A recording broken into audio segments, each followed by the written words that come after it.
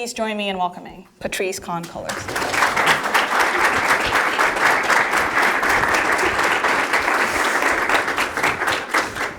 Hi, Google Seattle. Thank you. I like lively audiences, so please feel free to and Asha and amen. This is the introduction to the book, We Are Stardust. Days after the election of 2016, Asha sent me a link to a talk by Afrophysicist Neil deGrasse Tyson. We have to have hope, she says to me across 3,000 miles, she in Brooklyn, me in Los Angeles. We listen together as deGrasse Tyson explains that the very atoms and molecules in our bodies are traceable to the crucibles and the centers of stars that once upon a time exploded into gas clouds. And those gas clouds formed other stars, and those stars possessed the divine right mix of properties needed to create not only planets, including our own, but also people, including us, me and her. He is saying that not only are we in the universe, but that the universe is in us. He is saying that we, human beings, are literally made out of stardust. And I know when I hear deGrasse Tyson say this, that he is telling the truth because I have seen it since I was a child. The magic, the stardust we are, and the lives of people I come from. I watched it in the labor of my mother, a Jehovah's Witness and a woman who worked 2 and sometimes 3 jobs at a time, keeping other people's children, working the reception desks at gyms, telemarketing, doing anything and everything for 16 hours a day, the whole of my childhood in the Van Nuys barrio where we lived. My mother, cocoa brown and smooth, disowned by her family for the children she had as a very young and unmarried woman. My mother never gave up despite never making a living wage.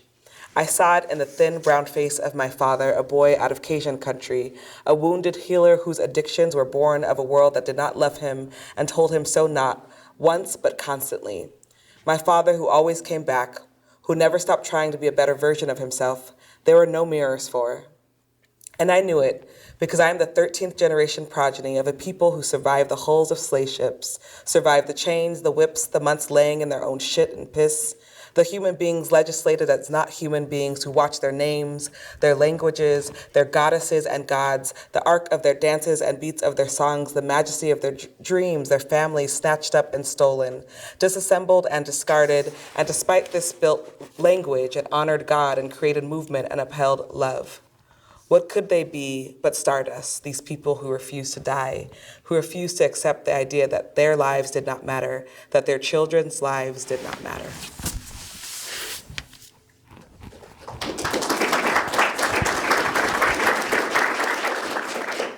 Well, first, let me just start by thanking you. Yeah. It's, for me in particular, I will start with a personal note of that's very meaningful. As a queer woman of color, as an immigrant, as I mentioned to you, this for me is a big honor, so I appreciate that. Thank you.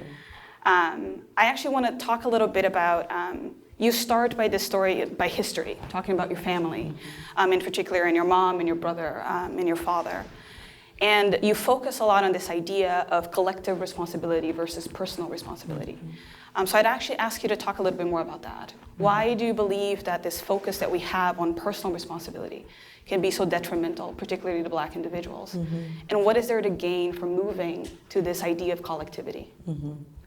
It's a great question. Because I was literally just talking to a reporter about this when I got off the plane, which is, for many of us who grew up in poor neighborhoods, who grew up in poverty, the experience we had was it was our fault. We were blamed for our families being unable to feed us. We were blamed for our family's addictions. We were blamed for the state coming after our family. We were blamed for so many things that had everything to do with a system that was literally created to harm and decimate communities. And so the question becomes, who is accountable? Is it the people who are most at the margins, the people who have experienced some of the most suffering, or is it a system? Is it local government? Is it state government? Is it federal government? And as we live under this current administration, how do we hold it accountable? How do we hold local government accountable to actually produce laws that will support human beings? produce policies that will support human beings? And how do we challenge the idea that a young mother who had a child at 16 deserves to be kicked out of her home, deserves to not receive the type of support and aid just because she had children out of wedlock or just because she had a child at a young age? I mean, these are the kinds of questions that we need to ask ourselves. And I think what happens, because we live in a culture, and in America in particular, that really values personal responsibility, really values the idea of pulling yourself up by your bootstraps. Well, that only actually works for certain people. And the pulling up by your bootstraps is designed for certain people and not designed for others. And when we can have an honest conversation about the design, then we can have an honest conversation about what it should look like, how it should look differently. And so not only am I challenging the idea of personal responsibility, which I think is different than asking people to be accountable.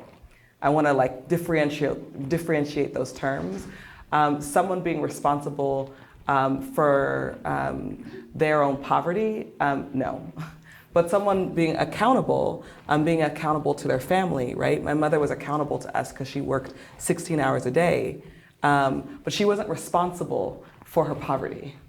And I think we have to be able to differentiate that. And the last thing I'll say on this is it will take all of us.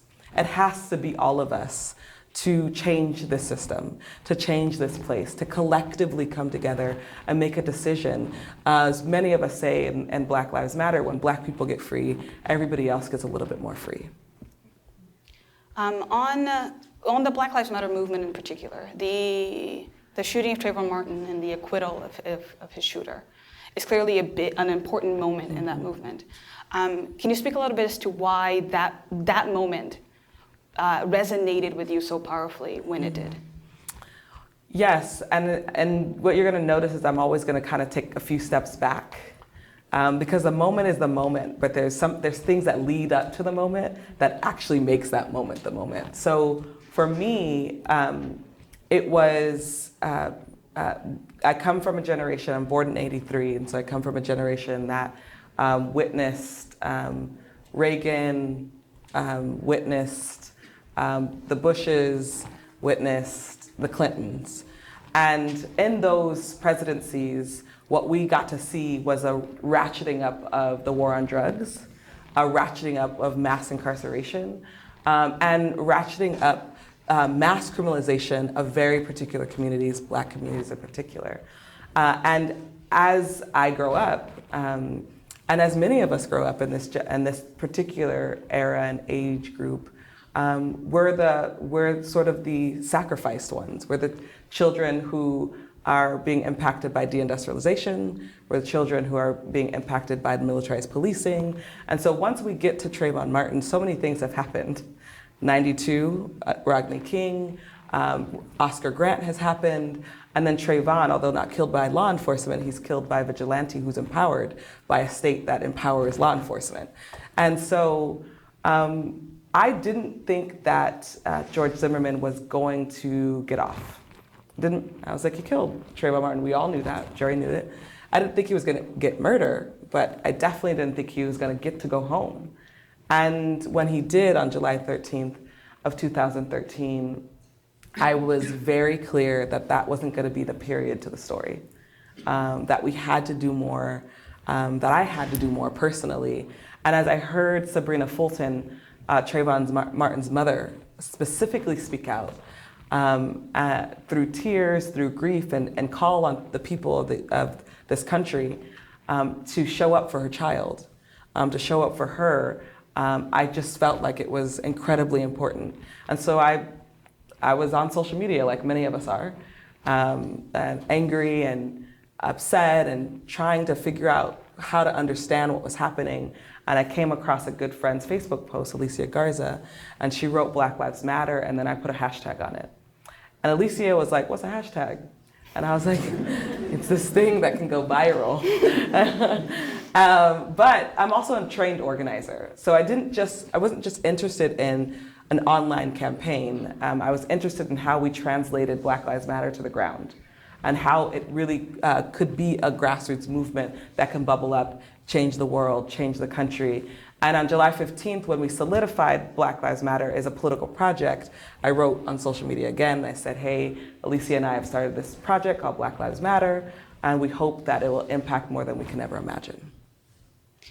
One of the things that you talk about a lot in your book is taking that hashtag. You say that, I think, hashtag to movement, so essentially creating power under this umbrella of Black Lives Matter. What has that journey been like? What are some of the lessons you've learned, challenges, victories? Well, we have to remember that Black Lives Matter really started organically. It started online, this organic moment, and was very quickly galvanized into a political project. Really, that first year was nurturing it, having people talk about Black Lives Matter in their organizations, at their offices, having a lot of conference calls. Let's how do we use this? Taking it onto the streets during protests. But I would say that the height of BLM, or where it becomes worldwide, is after the non-indictment of Darren Wilson. And after Mike Brown's killer is not indicted, that is the first time it goes viral on social media. And I remember being like, we have to do more. We have to figure out what's the next step, what's the next angle. And 600 of us did a Black Lives Matter freedom ride. And we drove into St. Louis. And before we drove in, we called folks, folks let us know we could come in. We're not just showing up to people's neighborhoods.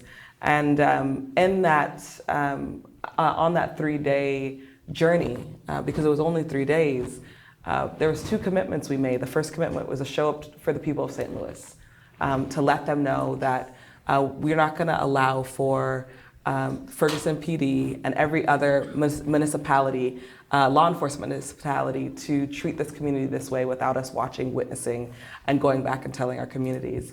But the second thing that we said that we wanted to make sure we did is go back home and organize. And build what we would then build, which is the Black Lives Matter Global Network, which is an organization of 40 chapters around the globe, here in the US, in Canada, and the United Kingdom. Yeah. One of the things that you discuss on the Black Lives Matter in particular is this idea of creating a hashtag that people would embrace. And the word Black ends up being sort of a big point of salience when it comes to it. And I think more recently in the tech community, we've had one of diversity leaders say that if you have 12, I think it's white, blue-eyed men in a room, it's a diverse room because people have different ideas. So I wanted you to speak a little bit about intersectionality, which is such a big part of your book, but also how do we have a genuine conversation about intersectionality without it becoming an all lives matter conversation? Like, how do we actually bring that in a way that is genuine? Right, how do you have a conversation and practice about intersectionality without whitewashing it? Yes. Yes, because that can happen. And what is important as we understand where words come from, and that words, what's been really interesting about this administration is they've basically made words, what's the word? Meaningless. Meaningless. You could say, I hate all N-words. And then the next breath you could say, I'm not a racist. That doesn't even make sense, right? But it becomes an argument, not just in media, but it also becomes an argument in people's relationships and friendships. And, well, that guy said, I could say this and still not be a racist. And I think with the word intersectionality really comes from a woman named Kimberly Crenshaw. And she created it because she was trying to challenge the conversation specifically in the Black community that the only people who have the right to talk about Black folks' freedom is cis Black men. And she was really trying to challenge the idea that if we are going to fight on behalf of Black people, we have to fight on behalf of Black girls and women as well. And that there is a very specific type of experience that Black women have in relationship to race, and that patriarchy is a part of racism when it comes to Black women. And that if we don't have those conversations, but more importantly, if we don't practice differently, we're going to just end up in the very same cycle that we've been in and not gaining the things that we really want to gain. So it's important, I think, if you value the lives of people. This is a conversation about what we value. If we value that certain people's lives need to be prioritized because we've seen them be deprioritized. If we value that all human beings deserve to be treated well, with dignity, with care, then we're going to be able to have more nuanced conversations about not just Black Lives Matter, but Me Too, Women's March, Time's Up. I mean, the immigrant rights movement, all these movements are in relationship to one another. And I think it's important that sometimes we get caught up in the rhetoric of politics. And I like to reel it back a bit and remind people of values. What are our values? And that is often the place where it opens up something new for people to have a different type of conversation about these things that often can feel very challenging to talk about. On the issue of Black women in particular, with the election of Trump, and it's one of the things you mentioned in your book, is that you felt particularly powerless because 96% of Black women didn't vote for Trump. Mm-hmm. And with the Jones election, this idea that Black women essentially saved the state of Alabama, whatever that means. Do you think that this is a pivotal moment of looking at Black women as a part of electoral power, or do you think that this sort of just is a passing concern now since we had these consecutive elections where the numbers were so stark? I think, in a lot of ways, Black women historically have always been at the helm of movements. We've always been at the sort of intersection of both trying to save our families and save the world.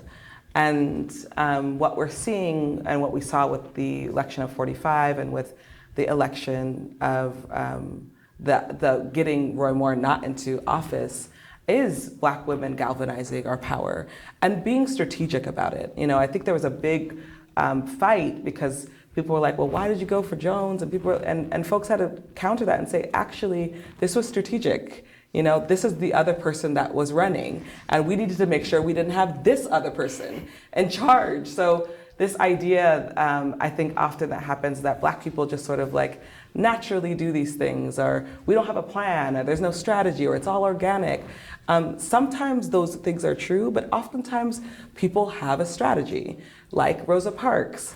It's very upsetting that people think that Rosa Parks just sat down on a chair and then some white guy came over and she was like, I'm not gonna get up today. It's not how it happened, y'all. There was a strategy behind it, and she was a strategist. I mean, she was one of our most brilliant strategists, and we don't hear that very often. We don't get that story. We get this very ageist, weird, feminizing story of how she just happened to be too old and tired to get up. Rather than they sat in rooms trying to figure out how are they going to boycott this system that literally got almost all the Black population to work and to school. How do you convince Black people to not get on a bus that can jeopardize their jobs and their schooling?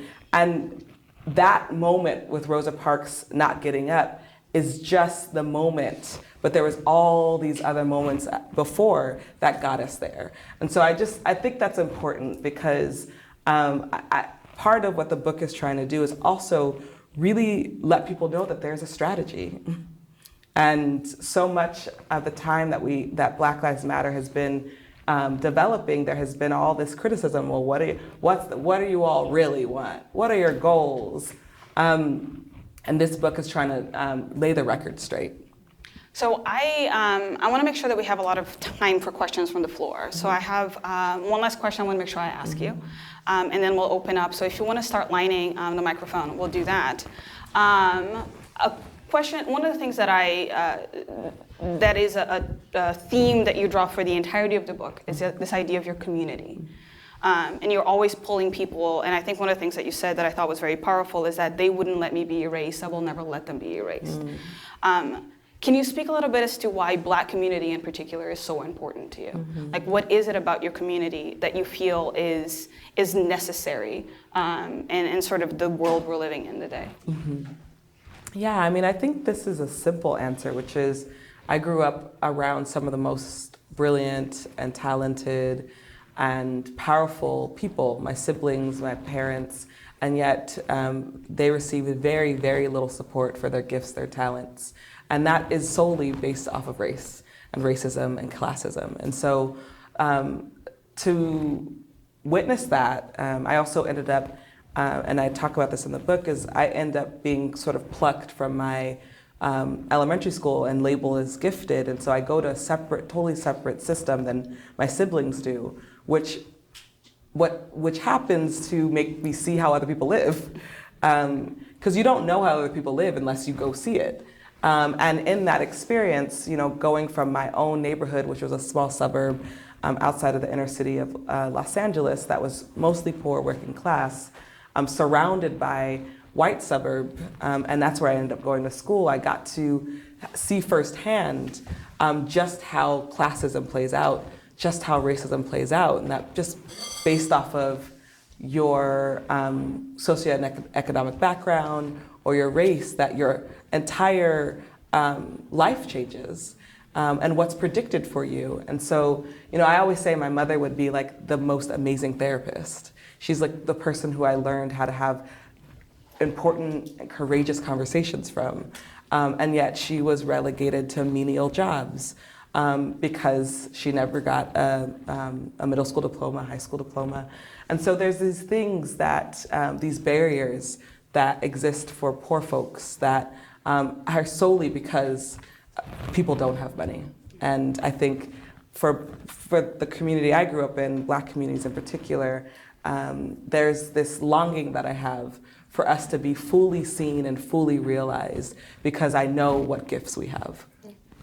So how do you deal with trying to put forward the ideas of Black Lives Matter and deal with the fact that people right later on we get very antagonized and go, well, all lives matter, or blue lives matter, like as the opposite of Black Lives Matter. Right.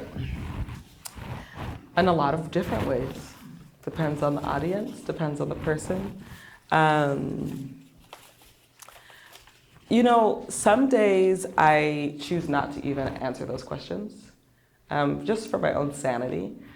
Because the reality is, and for folks in the room who are sort of on the fence around all lives matter versus Black Lives Matter, all lives do matter. That's actually not the argument right now. And Black Lives Matter is really just Black Lives Matter too. And so Black Lives Matter is not about exclusion, it's about focusing. And doesn't a community who has spent 500 years in this country get to decide how we focus our energy?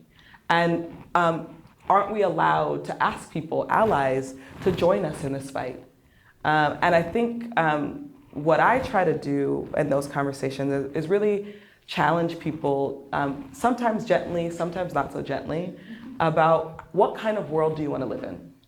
Do you want to live in a world where the state is allowed to execute people and get away with it? Do you want to live in a world where someone can get stopped for a broken taillight, end up in jail, and then not survive it? Do you want to live in a world where people, only because they don't have physical papers, are allowed to be ripped from their families and deported back to their so-called countries? What kind of world do we want to live in? That's what Black Lives Matter is asking us. It's asking us to think about the world we want to live in. And okay, if you want to live in a world where terrible things happen to human beings, then maybe I shouldn't be talking to you about this. So my question is, aside from your work, what's one piece of literature or art or entertainment that right now in this moment that we're in really gives you hope for the future? Ooh, that's a good one. Well, I really love Octavia Butler. Other people in the audience? Okay, thank you. Appreciate it. Although it's kind of sinister, sometimes morbid, she opens up a portal around how to have really hard conversations about race and class and gender in some of the most beautiful and courageous and innovative ways. And more pop culture, I definitely think the work that Issa Rae is doing and Lena Waithe is doing in particular is very exciting and powerful and fresh and innovative. Yeah, that's what I got for you. Yeah. So thank you again for coming. I understand that you were awarded a Peace Prize. Whoa. Can you talk a little The bit about irony of that? that. So congratulations, people Thanks. here don't know. And can you talk a little bit about what you've seen in how the movement has been received outside the U.S. versus inside the U.S.? Yeah, you always like something better when it's outside. The Black Lives Matter Global Network received the Sydney Peace Prize last year. Very amazing. I had no idea what it was before I received it.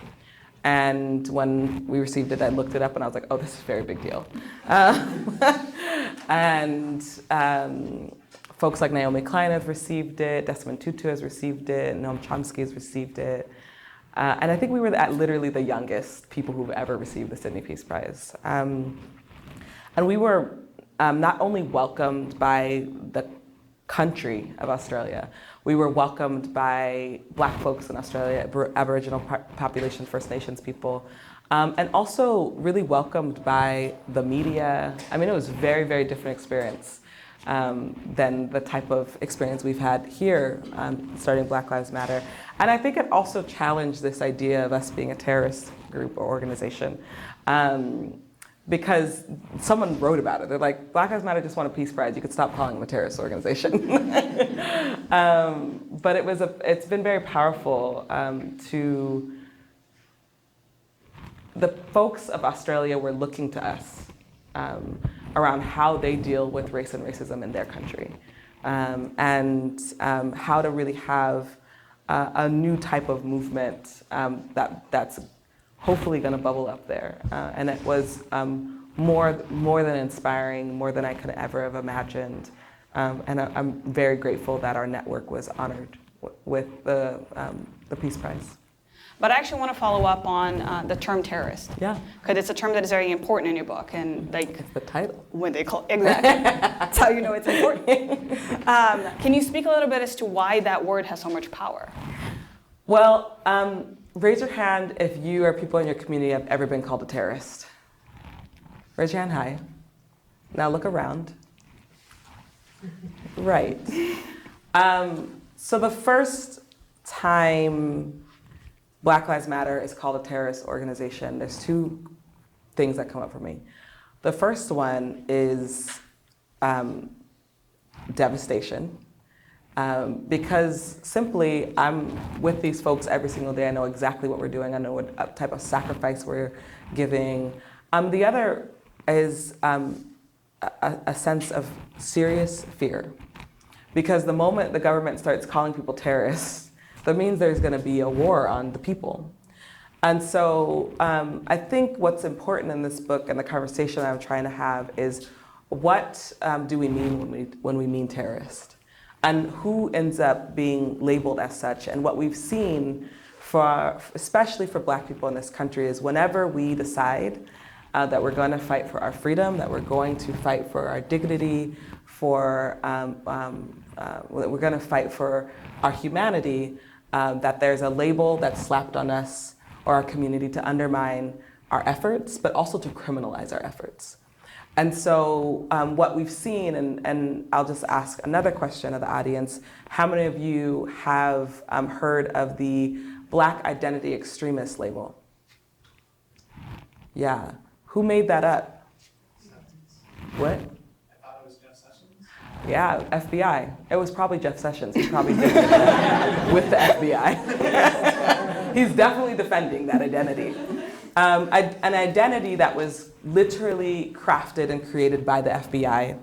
And many of us saw it in a leaked report that came out in August 2017. And the report literally is claiming that Black activists have a new identity in which we are more violent towards law enforcement. For many of us that have studied movements or have elders in the movement, like Angela Davis, Erica Huggins, in our conversations with them, they're like, yeah, this is the beginning of what it looks like to be criminalized by the state for your activism, similar to what COINTELPRO did. And so the terrorist conversation is interrogating this idea that Black activists, people who are literally trying to fight for American democracy, are terrorists. And yet the people who are trying to change and reform are terrorizing our communities. And how much we have to be challenging those terms, challenging that language, and showing up differently, I think, in this moment. What is different from 30, 40 years ago is there were no elected officials trying to fight for the Panther Party. Now, given what we know about COINTELPRO, given that we know that they assassinated people, ripped families apart, and ripped a really powerful movement apart, there are elected officials, specifically the Congressional Black Caucus, that is standing up to the FBI around this term. And Congresswoman Karen Bass has been leading the crusade around that. There are a couple questions. You talked a little bit about the virality of the Black Lives Matter hashtag. Yeah. And so I guess I'm interested in, so like in recent times, Trump has kind of taken over news, and like you hear a lot about white supremacy, Yes. and you hear a lot about these other things that kind of suck up all of the media attention. Yeah. And I'm wondering, like, to what extent do you think it's important for Black Lives Matter to have that viral aspect, and like what do you think are, like, what's the future of the Black Lives Matter movement in an environment where it becomes more difficult to have a voice? It's great. It's a great question. Well, what I will say is sometimes in movements you need to be a little bit more quiet. Being out there all the time makes you vulnerable, and it's made us vulnerable. And sometimes that's not always for the best. So going viral is not the goal necessarily. It has a great outcome. I think the better question is how do we sustain ourselves? And especially as we are building out a global network, how do we create infrastructure and institution power that can challenge the current power structure? That's what we're most interested in this moment. We're interested in the long haul. And I think we're onto something. And I think we are developing a new type of experiment that is centering Black folks in particular. Hello. Thank you for speaking to us today. You are amazing. Oh, thank you. I wanted to ask you a question about how you think capitalism and large capitalist entities such as Google may affect Black Lives Matter, either positively or negatively. Such a good question. Well, what I will say is living in this current infrastructure that we live in, that is a capitalist infrastructure, is not sustainable for anybody. And as the rich literally get richer and the poor literally get poorer, we have to have a long-term solution around not only how we're going to save human beings, but how we're going to save the planet. And we unfortunately have an administration that doesn't believe in climate change. It like drives me nuts, y'all. Like, we're literally burning up in some places, and other places are drowning because the Earth's equilibrium is so off. And so I think the long-term conversation is capitalism a sustainable model? And many of us know it's not. So what does that mean? And that I don't have the answer to, but I have a lot of questions about. And I think our movement often is trying to figure that out and have questions about. I think, Google is such an interesting place, right? It's both, it's worldwide, it's a huge corporation. It also will bring one of the co-founders of Black Lives Matter to talk to its employees. It's like such an interesting contradiction. And my hope is that I'm not going to be able to change Google necessarily, but I think the hope in this certain moment is to change the hearts and minds of people who work here, and how we make decisions about how we relate to the planet and other human beings. That was beautiful. Thank you. There's a question. No? Please go ahead. I have already spoken way more than anyone wants. Slightly different take on, so you mentioned about sort of the strategic goals of making a sustainable movement for the long term. Specifically around some of the things that sparked the movement, right? Police brutality, some of this violence. Do you or does the movement have shorter term goals, either through activism or legislative changes to try and clamp down some of the more egregious policing tactics, the ridiculous use of force type of mandates? Yeah. Are there specific goals around that you're Yeah, actually, I was just on a phone call about it before I got here, talking to our lawyers. It's a great question because someone asked me Time Magazine asked me the other day and said, well, will there ever be a Me Too of racism? And I was like, well, it's called Black Lives Matter. But what I think is interesting, I think what he was trying to ask actually was Me Too has been successful at literally knocking down some of the biggest power players in Hollywood. I mean, people that we never thought would be sort of taken out of Hollywood have been. Whether or not they have huge pensions and they can still live their lives, it's a whole other question. But symbolically, what that has shown us is that sexual assault and violence is not going to be taken lightly anymore. And he was trying to ask, well, how come law enforcement we haven't had the same impact on law enforcement? And what I did is I said, well, that's not Black Lives Matter fault. We've done everything we can to hold law enforcement accountable. But rather, we have to have a larger conversation about the people who keep law enforcement in power, elected officials, county board of supervisors, state governors, the laws. I mean, there are literally, in the US, I think there's over 22 peace officer Bill of Rights, right? Which literally are a document that gives rights to peace officers that pretty much excludes them from being held accountable for their acts. California and Seattle have some of the worst police officer Bill of Rights. And so much of what we're trying to do is go state by state, city by city, county by county, changing those laws. The first experiment is going to be California because we have some of the most egregious laws, but also because we have some of the most progressive legislators. So can we get enough legislators to say we can't allow this to happen anymore? Can we get enough district attorneys to say, because it's in a district attorney's right to prosecute an officer, but they more often err on not.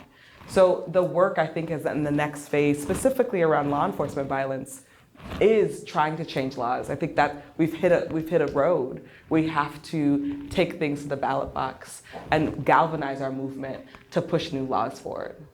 And it's just a quick follow-up. Yeah. Do you have a specific view on the use of body cameras in police? I do.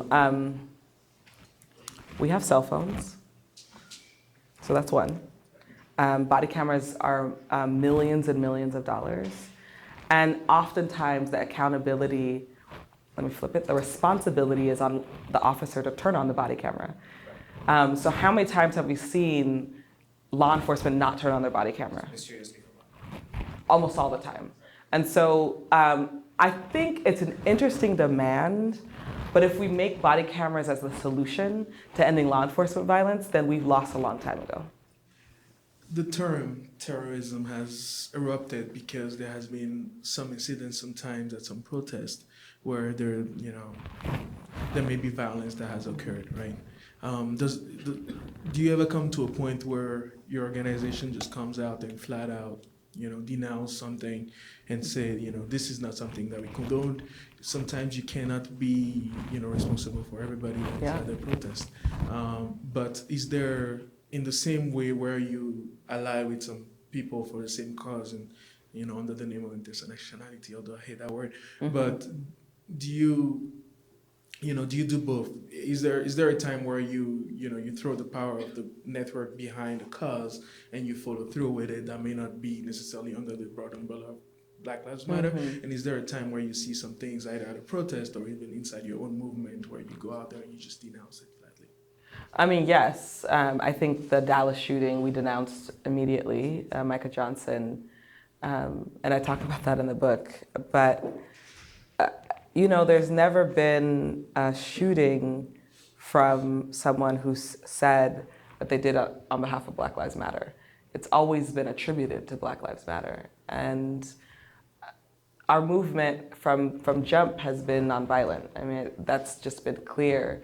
In fact, we've been calling for law enforcement to stop killing us, right? And I think the conversation about violence versus nonviolence is a really important political conversation. And frankly, we're in a different time period. The Panthers went on Sacramento steps and had guns. And we would never do that because we see the result. Black person doesn't need a gun to get killed. So I think for us, the most effective and safe strategy is a nonviolent strategy in this particular moment. Can I just ask a quick follow-up to this? So in social media, usually whatever the hashtag is and the virality of things, overpower the narrative.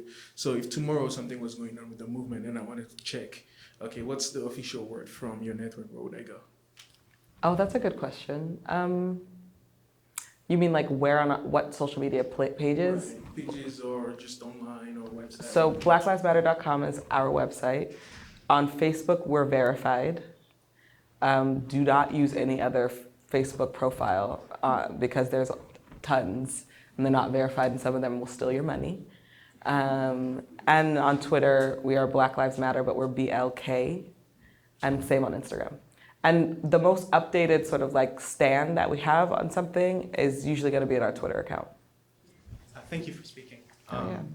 And a question about intersectionality and the labor movement. Yeah. Like, where do they lie? well, yeah, I mean, I don't think police unions should be able to bargain about whether or not they respect people's human rights. Yes. Can the labor movement still be an ally to Black Lives Matter? This is such a good question, and these are, I've sat with a lot of labor folks around this, so much so that we've really challenged labor to have law enforcement as part of their union. I think, honestly, in a lot of places, law enforcement is the strongest union. They have the most lawyers, they have the most money, and they have a lot of power. So when we've talked to presidents and we've talked to union organizers, they're a pain in the butt in unions. They are, because they're the first ones to stop any sort of democratic process or challenge any sort of progressive statement that the union wants to put out. But until union leadership stands up to law enforcement unions, we're going to continue in the same cycle. And I think, I spoke to one of, I don't remember which Black Panther member said this to us, but they said that we are the first effective movement to actually challenge law enforcement, to actually curb the community and the culture that believes law enforcement first. And that to me is just the beginning of really trying to change the seats of power. But right now, law enforcement still has all the bargaining chips. An earlier question asked you what in art gives you hope. Yeah. What in politics and conflict real and hope for 2020? Yeah. But what else gives you hope in politics? And I'm an engineer. I'm not going to be a political activist. Right. What can I do? Great. That's a great question. Okay, two things. One, I'm going to start with your last question. What can you do? Everybody has their lane. I think that you don't have to go out into the streets to be active, to be aware, to challenge awful things that happen to people. You can have conversations. You can be a part of book clubs. You can be a part of dialogues. I think even coming into this room is an act of solidarity and a show of good faith. We also come from families. How are we raising our children? How are we talking to our wives, our husbands, our sisters, our brothers? When I usually get the question around how can white people help, the first thing I say is go talk to your family members. Have those hard and challenging conversations that we often say, I'm just going to ignore that, right? I think how we're living our lives is just as important as if you're out in the streets being politically active. What was your first question? What gives you hope? Political hope, right. I'm excited about how many people that are running for office that are folks of color, women of color. I'm excited about the conversations that are happening around political power. I'm excited about how engaged, my mother is, I've been in this work for a long time, and my mother never talks about politics, and she'll call me and curse out Trump, and I'm like, oh, you're feeling engaged in this moment, even if it's against a person. There's something about this moment that's making people want to do more than they've ever done before. And on the one hand, it's devastating to witness so many executive orders totally rip through our Constitution. And on the other hand, it's brilliant to see so many people saying, no, I'm not gonna stand for this. Thank you. Yeah. I want to make sure, no microphone, there you go. I want to make sure we leave some time for signing and not just because people are like, no. I have more questions. I want to make sure we leave some time for signing and for people to actually get the book. So again, thank you. Thank you. We really appreciate you taking the time. Thank you all so much. Thank you all for Thank you. I really appreciate it.